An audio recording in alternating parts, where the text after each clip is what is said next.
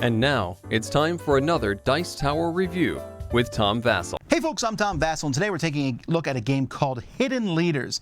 This is a very short game. Well, 30 minutes I guess isn't too short, but it plays 2 to 6 players.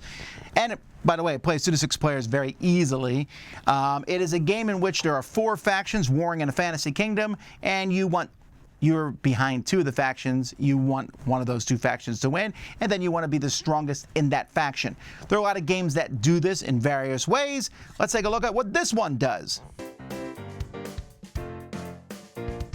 In this game, each player is going to have a couple factions that they have a leader here, and those leaders are going to show 2 of the 4 different factions.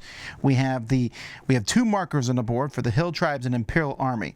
If both of these are in the dark region here at the end of the game, then the undead win.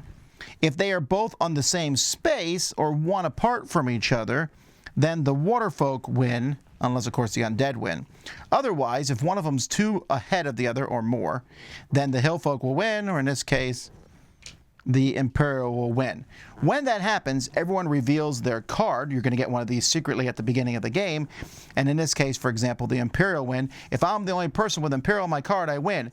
If 2 people have Imperial on their card, then you're going to look at all the different characters that you have in front of that person in your party, and whoever had more Imperial characters wins the game. Now, players are going to be drawing a bunch of these different heroes at the beginning of the game. You're going to pick one of them and put it into your hero party. It's in your hero party, but it's hidden.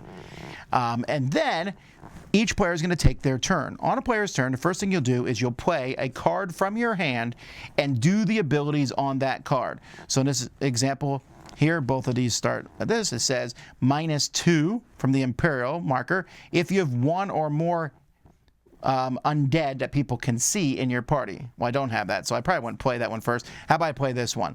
The Blind Eye Collector. This increases Imperial by 1, increases the Hillfolk by 3. I then place this card face up, and it's part of my party. This is important because depending on the number of players in the game, when there's a certain number of face-up heroes in someone's party, that triggers the end of the game. And remember, since there likely is going to be a tie at the end of the game of who controls the winning faction, you want to have as many cards of the winning faction in your hand.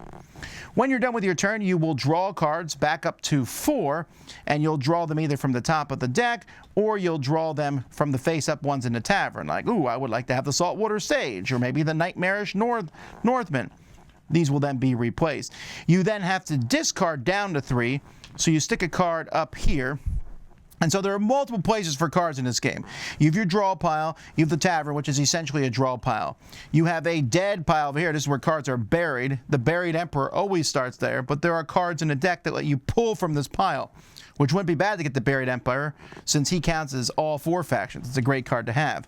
Up here, this is where cards are discarded, and usually they stay there, but occasionally something might let you pull cards from there also.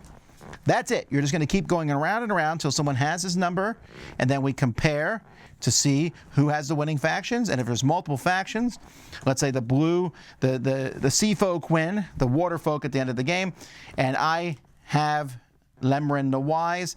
Well, I have 2 of these. If no one else has more than me, then I've just won the game. The components for this game are really good quality. The cards are great, and every piece of art, and I mean, look, there'll be the Modest Monster Slayer, the Joyless Chief, the Tentacled Oracle, the Hangry Barbarian, the Gambling Overseer, the Apathetic Water Priest, the Depressed Druid, and it's kind of funny, and the art is great. It's not hard to figure out what everything does and shows off here. The Groggy Preacher does this, exchange a card from the tavern with one of your face-up cards. I really like that sort of thing. And the board, these pieces, they stand up, so they fit on here pretty easily. I also have the Kickstarter version of the game, which came with much bigger, gorgeous cards to see players' factions, and had some extra cards to throw on a deck, which you don't need, and then these shields. But it's a really, really good, small production.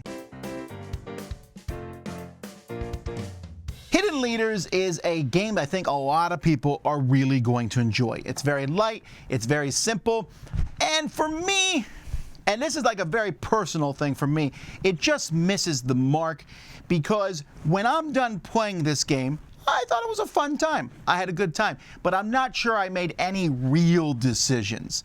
Because as the game goes by, I'm watching people move the markers. They're rushing both of them up. I'm like, I guess they're undead. They're rushing just one up, and I'm like, well, I guess they don't have the green faction because they're rushing up the red one. Or they're trying to keep them both the same. It's usually not too difficult to be like, I wonder what your factions are. I mean, there's a little bit of that. Other than that, you're playing cards. Move this up, move that down, play this in front of me, do that. And there's kind of a little bit of, I'm playing this card for its ability, but also because I want to have the most of a certain faction. But if I see that you have 4 of the green faction in front of you, you can better believe, even if green's on my card, I'm going to try to make my other faction win instead.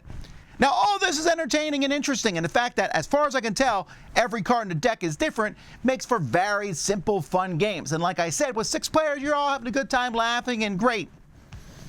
But for me, it's just missing a little bit more strategy. I get it. Some people are going to say, oh, there is lots of strategy in the game. Not particularly. Again, it's very tactical. You play cards. There's a rule. I'm not particularly fond of the rule of, at the end of your turn, draw a card and then discard one.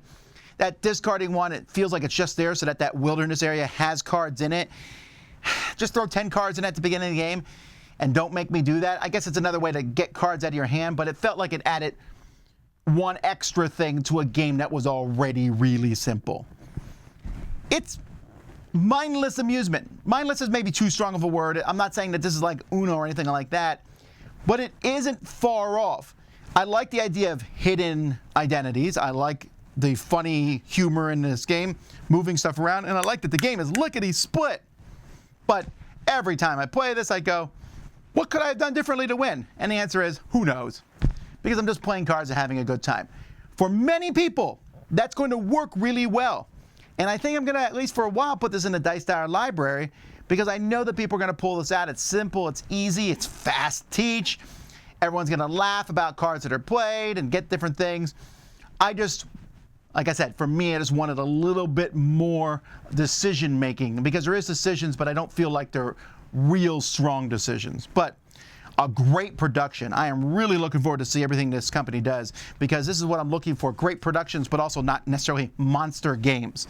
So Hidden Leaders, a lot of people are really going to enjoy this one. Check it out. I'm Tom Vasel, and you've been watching the Dice Tower.